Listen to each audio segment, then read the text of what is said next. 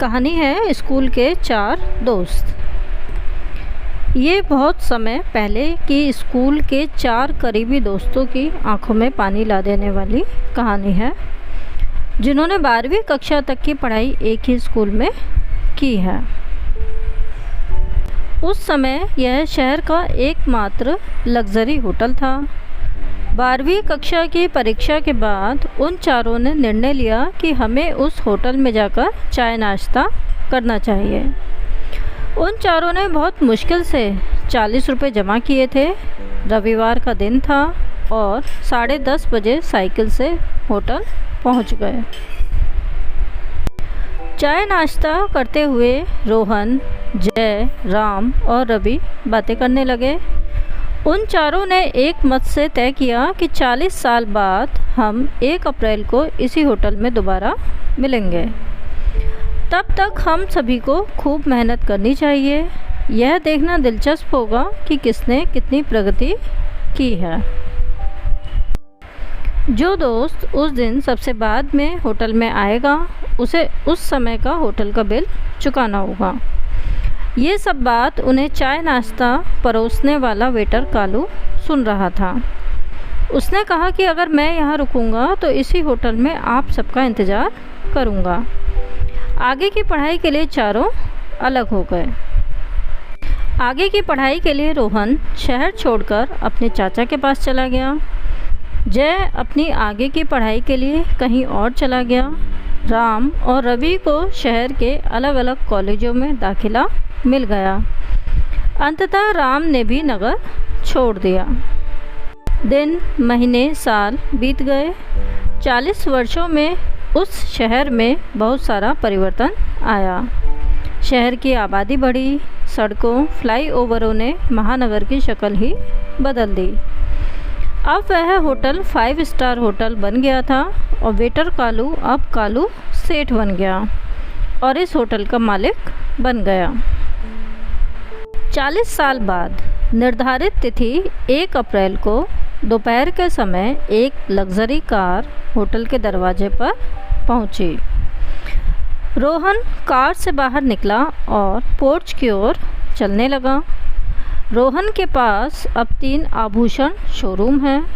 Rohan hotel के मालिक कालू सेठ के पास पहुंचा और दोनों एक दूसरे को देखते रहे।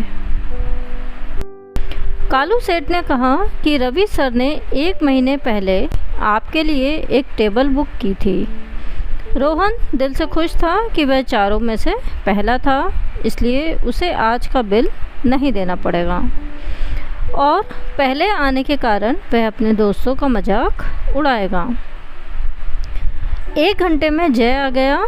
जय शहर का बड़ा राजनेता और बिजनेसमैन बन गया था। अपनी उम्र के हिसाब से वह अब एक वरिष्ठ नागरिक जैसा दिखता था। अभी दोनों बातें कर रहे थे और बाकी दोस्तों का इंतज़ार कर रहे थे। आधे घंटे में तीसरा दोस्त राम आ गया। उनसे बात करने पर दोनों को पता चला कि राम व्यापारी बन गया है। तीनों दोस्तों की नज़र बार बार दरवाजे पर जाती थी कि रवि कब आएगा। इसके बाद कालू सेठ ने कहा कि रवि सर का मैसेज आया है, आप लोग चाय नाश्ता शुरू करें, मैं आ रहा हूँ। 40 साल बाद एक दूसरे से मिलकर तीनों बहुत खुश हुए। घंटों मजाक चलता रहा, लेकिन रवि नहीं आए। कालू सेठ ने कहा कि फिर रवि सर का मैसेज आया है, आप तीनों अपना पसंदीदा मेनू चुनकर खाना शुरू करें। खाना खाने के बाद भी जब रवि नहीं आए तो उन्होंने बिल मांगा तो तीनों को जवाब मिला कि ऑनलाइन बिल का भुगतान कर दिया गया है। शाम 8 बजे एक युवक कार से उतरा और भारी मन से जाने की तैयारी कर रहे तीनों दोस्तों के पास पहुंचा। तीनों उस आदमी को देखते रहे। युवक कहने लगा, मैं आपके दोस्त का बेटा यशवर्धन हूँ। मेरे पिता का नाम रवि है। पिताजी ने मुझे आज आपके आगमन के बारे में बताया था। वह इस दिन की प्रतीक्षा कर रहे थे, लेकिन पिछले महीने एक गंभीर बीमारी के कारण उनका निधन हो गया। उन्होंने मुझसे कहा था कि देर से मिलना, क्योंकि अगर मैं जल्दी चला गया तो उन्हें दुख होगा। क्योंकि मेरे दोस्त हंसेंगे नहीं जब उन्हें पता लगेगा कि मैं इस दुनिया में नहीं हूँ, और वह एक दूसरे से मिलने की खुशी को खो देंगे। इसलिए उन्होंने मुझे देर से आने का आदेश दिया। उन्होंने मुझसे अपनी ओर से तुम्हें गले लगाने के लिए भी कहा। यशवर्धन ने अपने दोनों हाथ फैला दिए। आसपास के लोग उत्सुकता से यह दृश्य देख रहे थे।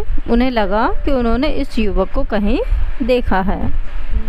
यशवर्धन ने कहा कि मेरे पिता शिक्षक बने और मुझे पढ़ाकर कलेक्टर बनाया। आज मैं इस शहर का कलेक्टर हूँ। सभी आश्चर्यचकित रह गए। कालू सेठ ने कहा कि अब 40 साल बाद नहीं, बल्कि हर 40 दिन में हम अपने होटल में बार बार मिलेंगे और हर बार मेरी तरफ से एक शानदार पार्टी होगी। इस कहानी से हमें सीख मिलती है कि हमें अपने दोस्तों और रिश्तेदारों से मिलते रहना चाहिए। अपनों से मिलने के लिए सालों का इंतज़ार मत कीजिए। पता नहीं कब बिछुड़ने का वक्त आ जाए और हमें पता भी ना चले। Thanks for watching the video till the end.